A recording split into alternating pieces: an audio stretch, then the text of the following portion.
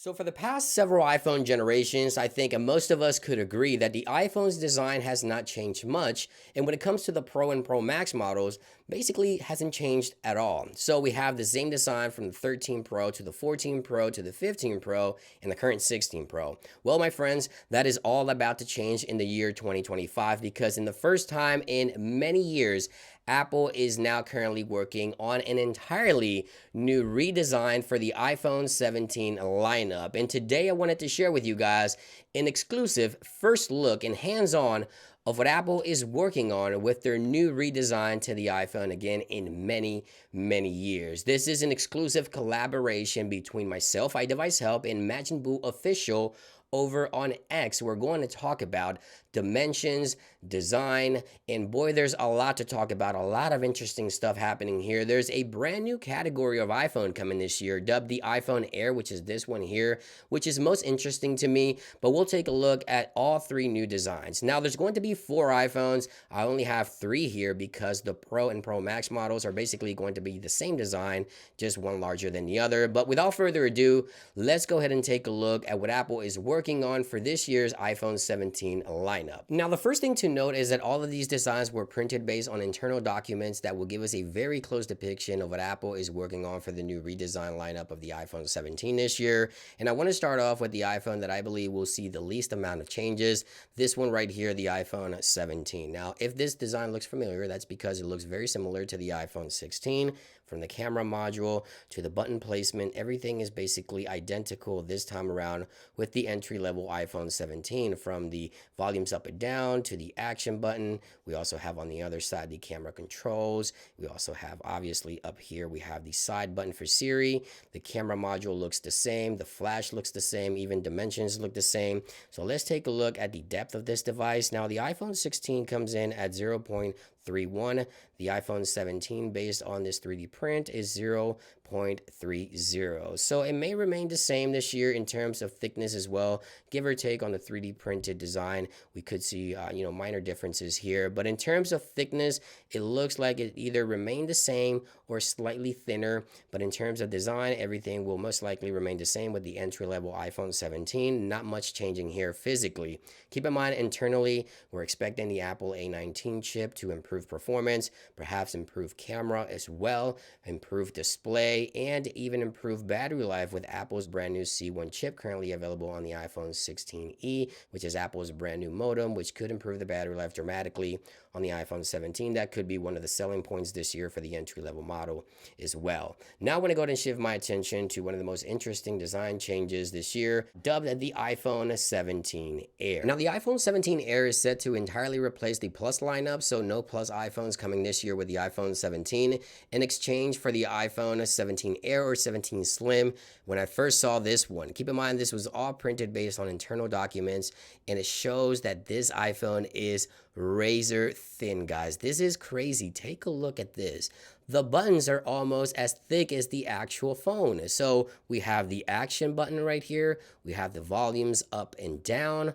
On the bottom of this design, we have the USB-C port with the actual speakers. The USB-C port is almost as thick as the iPhone itself. Now, on the other side, we also have the side button or the Siri button, and the camera controls are also here. But again, the buttons are almost as thick as the actual device itself. Now, obviously, we have an entirely new camera module on the back, which reminds me a lot of the Google Pixel camera module. Take a look at that. One single sensor right there on the back.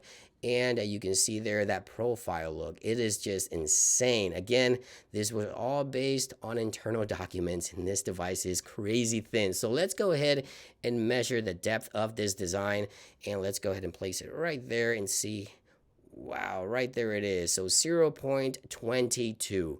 This is going to be the thinnest iPhone ever. Now, one thing to note is that this iPhone is so thin, I think MagSafe will not be available on this device. So we'll have to wait and see. Obviously, wireless charging will be here, but it's hard for Apple to fit magnets on a design this thin. Take a look at that once again. I just can't get over how thin this iPhone is in comparison to the other models, as you can see right there. I think it's going to be a very popular design, and obviously this one will get Apple's A19 chip. We'll also probably see Apple's brand new C1 modem on this one for better network performance and improved battery life as well.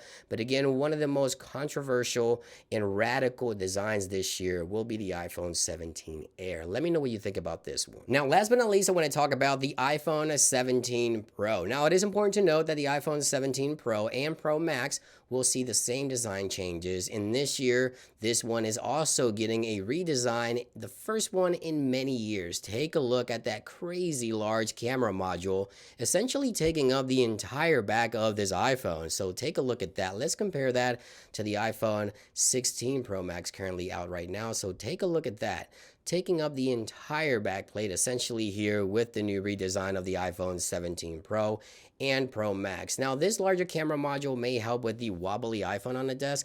It will probably wobble a little, but not as much as the iPhone 16 Pro and 16 Pro Max. Now, Apple is rumored to be working on some new tech for the cameras on the iPhone 17 Pro and Pro Max, so that could have something to do with the redesign of this camera module, but the actual layout is essentially the same. We have the 3-camera layout with the flash on the top, the microphone in the middle, and the lighter on the bottom right section right there. The button layout is essentially the same. We have the action button, volumes up and down. On the bottom, we have the USB-C with the speaker grills, and of course, we have the side button and the camera control button on the other side. Now, something else to note is that Apple could be working on a thicker design for the iPhone 17 Pro and Pro Max in exchange for a larger battery and more battery life on the iPhone. I'm all for that. So taking a look here, comparing the thickness of the iPhone 16 Pro Max and the 17 Pro Max, they look close to identical, but the iPhone 17 Pro Max,